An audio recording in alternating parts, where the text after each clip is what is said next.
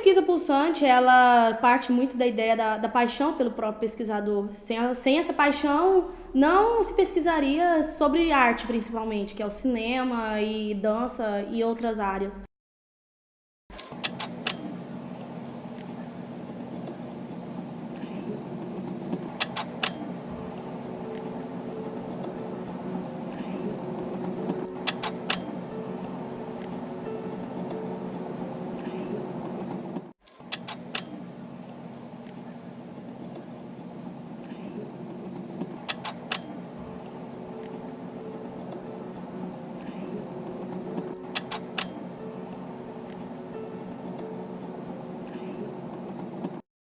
Principalmente devido à época que se iniciou o nosso documentário, que teve esse recorte, é necessário falar que tem um recorte na pesquisa para não ficar tão amplo, que começa em 1920. Os jornais de 1920 não foram encontrados.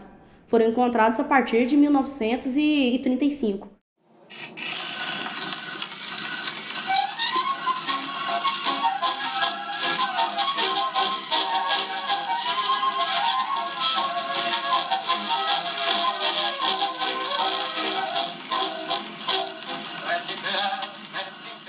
Então, na época em que eu conheci o cinema, já tinha um anterior, na década de 20, de um tal Bruno, que funcionava num casarão ali onde tem o Itamaraty Hotel. Era um prédio alto, de parede de pau a pique, um barracão grande. E ali funcionou o primeiro cinema de um tal Bruno. Eu fazia as projeções, os bancos eram de caixotes, o piso era de terra, e era um cinema precário. O cinema que eu conheci, logo ali naquele lugar, foi do Massimiano Cine Goianás. Era do Massimiliano Alves da Cunha, um homem de bigode grande, fumador de cigarro de palha, muito interessante ele. Ele tinha o Cine Goianás. Nesse cinema era mudo, e o cinema começava chuviscado, passava uma parte, o letreiro explicativo, e logo em seguida, quando passava uma parte, acendia a luz, fazia outra parte, até geralmente 6, 7 partes. Esse cinema foi substituído depois, na década de 30, no começo da década de 30, pelo Cine Áurea, em sociedade do Massimiliano com Miguel João Alves, que era um árabe radicado aqui desde a década de 10, um dos primeiros imigrantes que chegou aqui. Então, esse Miguel João financiou o cinema, que era o Cine Áurea. Esse Cine Áurea funcionava quinta e domingo. Quando nós éramos meninos, a gente tocava na banda de música e ganhava entrada lá. Era notório, o cinema tinha uma programação de filmes seriados, que passava nas quinta-feiras, e nos domingos era o centro de atração da sociedade.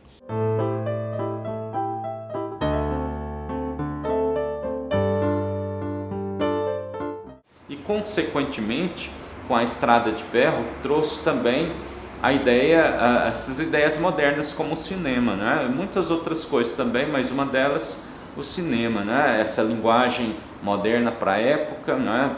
Onde estaria inserido aqui Goiás, no caso Anápolis, né? Nos grandes centros do mundo, né? Então a ferrovia representava isso, né? É onde as pessoas chegavam e partiam, né? Como dava a música lá do Milton Nascimento, a gente vai despedir, mas também tem gente chegando. Então, eu acho que assim, ela representava tudo isso. Por isso essa quantidade enorme de pessoas na chegada da ferrovia. Isso era um evento da cidade, era um evento, entendeu? Era um evento.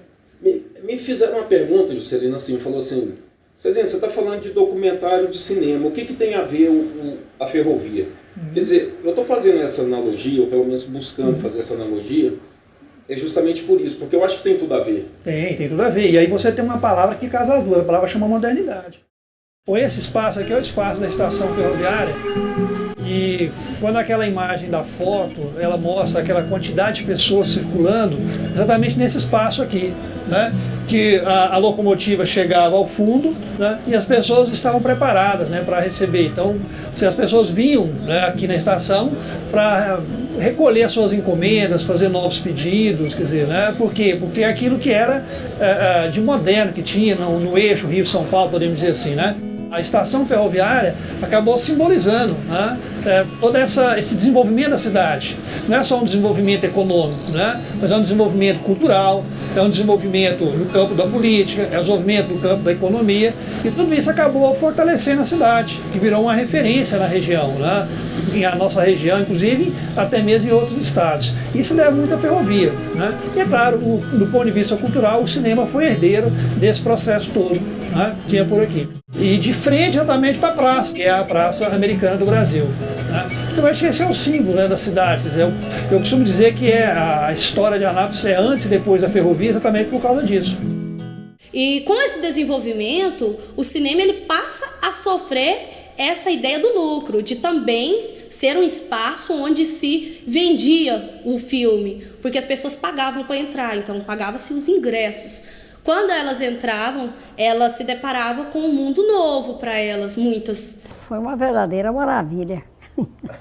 Só que parece que tremia, porque a tela não era uma coisa fixa, né? Era uma espécie de... como tem teatro. Ficava batendo. Ficava balançando. Mas mesmo assim era muito bom.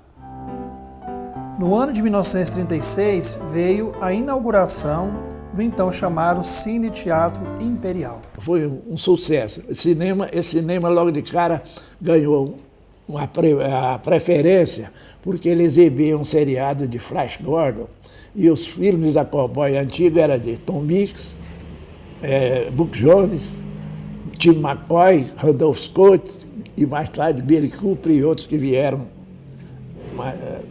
mais adiante.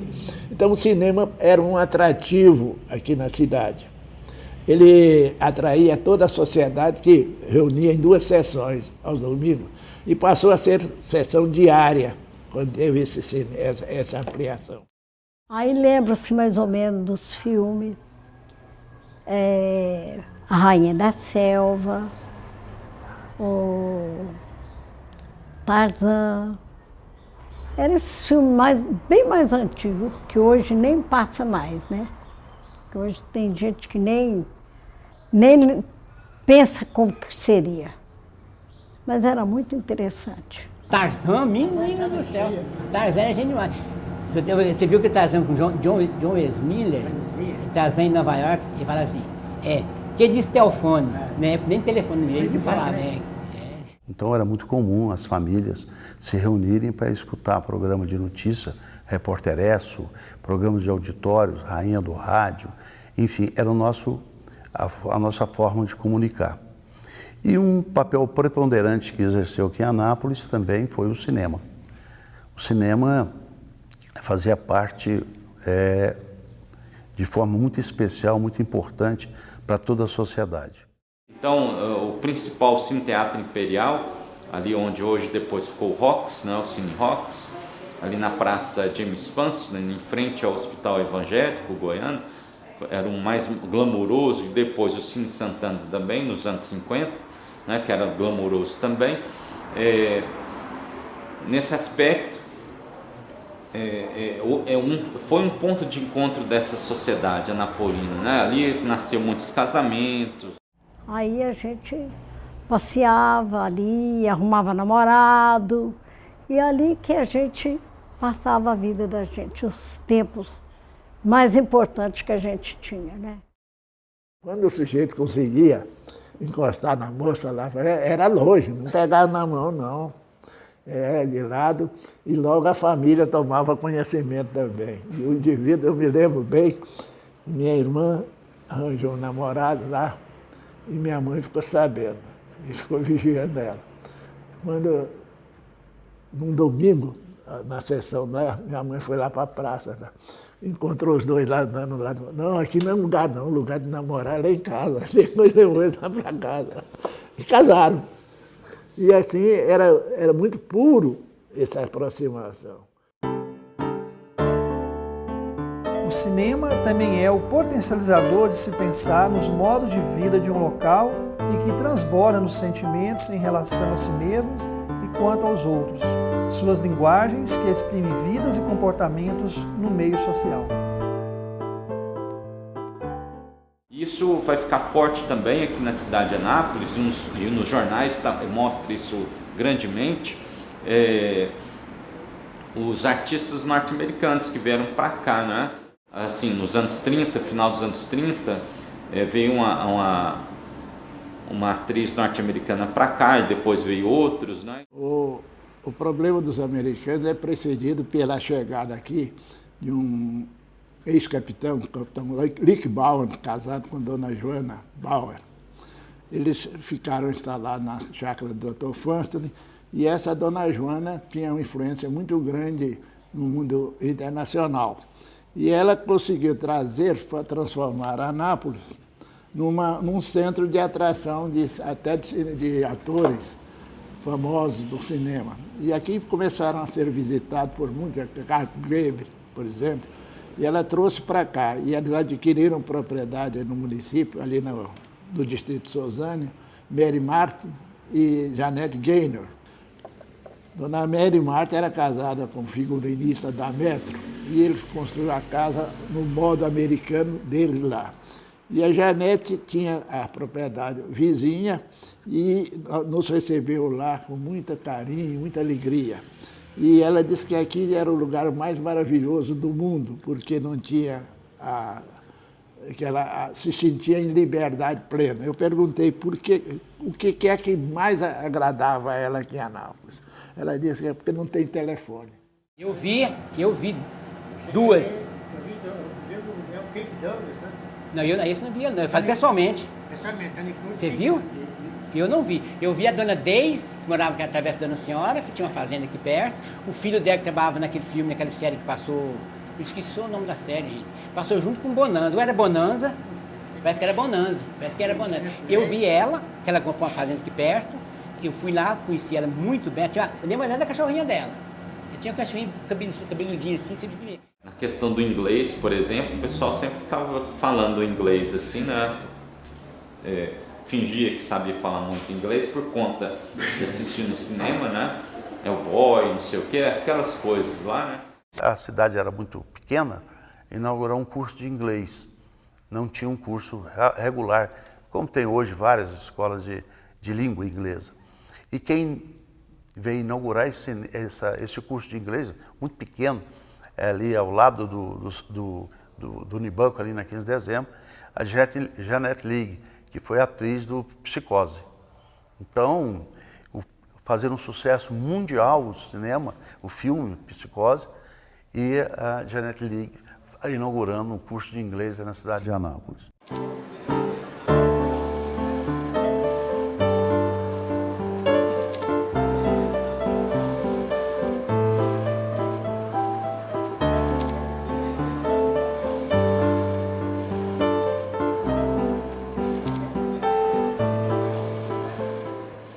Eu mais o Abrão, que trabalhamos muito tempo junto no cinema, ele sabe como é que é a história do cinema. Naquela época o filme era feito no tapa, vamos dizer assim. Hoje é tudo eletrônico, pode melhorar a imagem, tudo diferente. Eu mais ele, nós passamos muitos filmes juntos, trabalhando no cinema. Agora tem uma outra particularidade, que tinham vários cinemas que eram cine-teatro. E eram cine-teatro porque faziam função de teatro quando necessário. E aqui, ó, se você der uma focada, companhia de revistas. As companhias viajavam, aqui foi uma que foi apresentada no Cine Santana com Virginia Lane, que foi uma das grandes vedetes do Brasil. Então, assim, ainda tinha isso, que tinham as sessões, mas vinham espetáculos, vinham atrizes, vinham vedetes que faziam shows. No Roxy no Santana, eu acho que principalmente, não era? Eu acho que mais da época do Santana, do Roxy, já não tinha mais esse tipo de... Quando era o Imperial que tinha, né? Quando era o Imperial, provavelmente. Eu passei um filme uma vez com o Victor Maturi.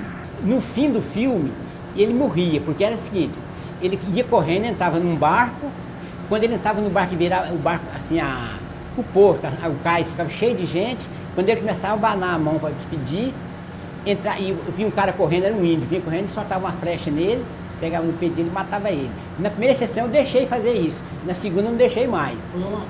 Não pulei não. Eu peguei, quando ele começou a banar assim, eu cortei o filme e emendei o fim, que a gente podia cortar. Quando ele começou, levantou a mão, começou a fazer assim, eu fui lá e cortei a parte lá, pus fim. Quando ele começou, eu já ligava a cortina antes, Depois ele começou a fazer assim, eu pegava e fechava a cortina, ia fechando, entrava assim, as mulheres saíam tudo alegre, o cara não morria no fim do filme. Saudades, aquela época era o ponte era a diversão da juventude naquela época, né? Era cinema, cinema e cinema. O povo respirava cinema. Nós trabalhávamos no Cine Santa Maria e normalmente acabava a sessão e ia lá para Veracruz, subia ali. Né? Nós passávamos naquela rua Dona Senhora, que eu estou acabando de falar, tinha um quarto lá e tinha uma televisão ligada, preto e branco. Nós empurrávamos uns aos outros pé dos postes para ficar olhando a televisão lá em cima, porque não tinha televisão. Aí quando a gente via algumas coisas da televisão, ficava doido para ver. O Biró também tinha uma televisão. Aí quando eu chegava com ela, eu chegava no cinema que viu aquele telão, a tela pequena, até que não era assombrosa demais não, mas a tela grande, que era o cinemascope, enchia de canto a canto a tela todinha. Mas assim, Marcão, em termos de comportamento, qual que seria a real mudança hoje então? Do cinema que a gente chama de cinema de rua para o cinema de shopping. Teria como a gente ter essa diferenciação? Cinemas da década de 70, 80 são épocas áureas do cinema, são um público completamente diferente, tá? Aquela época, a juventude, as pessoas de idade, 15, 20, 30, 40, 50, 60 anos, ia para o cinema. Com o crescimento da televisão, os cinemas foram prejudicados. Mas mesmo nessa dificuldade, foram abertos mais 2 cinemas, cinema de rua, né? Que era o Cine Santa Maria, que ficava ali na rua do Dr. Gesserico, e o Cine Veracruz, na 7 de setembro. Então nós tínhamos 4 cinemas dos mesmos proprietários, que aí já tinha a participação da família Roriz. O doutor Ivan Roriz, doutor Idan Roriz e o seu pai, Juquinha Roriz. O Juquinha era farmacêutico e os seus 2 filhos médicos. E tinha um cinema também de rua, que lá da igreja Bom Jesus, que era o Cine Bom Jesus. Passava filmes religiosos, mas não tinha um conforto que tinha um Cine Santana, um Cine Santa Maria. Meu avô começou com meu pai essa ideia do cinema. Antes já tinham sociedades que rolavam por aí, mas assim, a nossa empresa, né, começou meu pai e meu avô. E meu pai me conta que quando ele tinha 10 anos, o meu avô, ele o levou para estudar em São Paulo, no Colégio Mackenzie. Então, ele foi de trem, o trem chegava aqui, eles foram para São Paulo. 3 dias depois, de trem de Anápolis a São Paulo, levava 3 dias. E aí ele foi para o colégio, meu avô ainda ficou o final de semana, e no domingo ele foi embora, e o garotinho de 10 anos sozinho lá em São Paulo. Aquela dor no coração. Aí ele ali, tristinho, no colégio, os responsáveis pegam ele e levam ao cinema. Aí aquele garoto que estava dilacerado com toda essa mudança, se vê ali diante daquela tela magnífica. E aí os olhinhos brilharam e ele falou que o amor do cinema começa aí. Bonito, isso me emociona muito. Na época era tão auge do cinema que muitas vezes a gente tinha uma placa preta grande e escrevia escrita Cal, o nome do filme, o nome dos artistas, e distribuía na cidade, nas esquinas, pendurado nos postes, para chamar a atenção das pessoas. Para chamar a atenção das pessoas para assistir o filme. Hoje o pai não precisa disso mais, porque tudo é interno, né? Mas na época era desse jeito. Qual é o grande problema da década de 80? Na década de 80, o cinema passa a ter concorrentes. Por exemplo, a televisão ela populariza, que é também na década de 80. Ela passa a ser um grande veículo de comunicação, e vai ser um concorrente, né, que ela passa a passar, inclusive, filmes, né, digamos assim. Um outro concorrente serão os shoppings. Né? O shopping vai ser um problema, quer dizer, então toda aquela juventude que antes ia para o cinema, até mesmo para, digamos, conversar com os companheiros, ou também procurar uma namorada ou namorado, podemos colocar assim, né? Ele vê que no shopping isso vai ser muito mais também interessante. Né? Depois, logo a seguir, você tem a questão do DVD que aparece também. Né? E depois, acima disso, começa a vir outras parafernálias eletrônicas. Então, na verdade, você soma tudo isso, o cinema passa a ter um grande competidor. Você teve essa experiência, você viveu... Na verdade, você pegou o final dos anos 80, que foi o cinema de rua, para o cinema de shopping, né? Isso. Foi fria, porque Eu acho que na época o público de Anápolis, o shopping aqui tem 20 anos, o cinema aqui tem 20 anos. O shopping, eu acho que o povo não era de shopping, eu acho que o povo não estava esperando aquele impacto de 2 salas de cinema com 200 lugares, porque o cinema antigamente era 2.000 lugares e lotava as salas tudo. Hoje você tem umas salas aí com 200 lugares que à tarde fica aí as moscas, né? À noite é que, e de vez em quando que entra um filme aí que aí dá aquela diferença, mas você pega uma década de 80, 70, que era 1.000 e tantos lugares, 200 lugares, que lotava direto, para hoje, que os cinemas hoje são 200 lugares cada sala, e olha lá que ainda é muitos lugares ainda, né? Pela falta de público que hoje o cinema está. Né? Tá certo que já melhorou muito, né? E vai melhorar mais ainda, né? Estima-se, se você pegasse as sessões que começavam na sexta-feira e as que terminavam no domingo, se você levar em conta que você tinha 4 grandes cinemas que cabiam mais de 4 mil pessoas, você calcula em torno de 20 mil pessoas que circulavam aqui nessa região, entre o Santa Maria e o Cine Santana, ou seja, entre essa Praça do Coreto e a Praça Bom Jesus. Pelo menos 20 mil pessoas no final de semana. Ora, qual é o evento cultural em Anápolis que movimenta isso hoje? Se você parar para pensar, é um negócio extraordinário. Extraordinário, quer dizer, 20 mil pessoas no espaço de 3 dias. É muita gente, né? Se a gente fosse levar isso em proporção hoje, né, que a realidade é outra, mas se fosse levar em termos de habitantes hoje, Anápolis se caracteriza ter 400 mil habitantes, por exemplo. Se você pegar, por exemplo, a população de Anápolis em 1980 girava em torno aí, talvez de 100 mil, se você tinha mais ou menos aí 20% da população, ou seja, como se tivesse hoje um movimento cultural em Anápolis em torno aí de 80 a 100 mil pessoas. É muita coisa. É muita. Qual é o evento hoje nosso que mobiliza tanta gente hoje? Então representava mesmo a força do cinema, né? Não tenho dúvida. E é um evento culturalmente extraordinário. Você reunir esse tanto de gente num espaço desse, né? Quer dizer, em 3 dias. Os festivais hoje não conseguem fazer isso. Realmente foi uma coisa extraordinária, né? E isso precisa ser colocado para a população, né? Era super gostoso. Que período maravilhoso. Eu vivi 7 anos dentro do cinema. Para mim foi 7 dias, o trem gostoso. Cinema eu acho que é realmente a 7ª arte, não tem dúvida. E vai ter sempre os aficionados e vai ter que ser cinema e não outra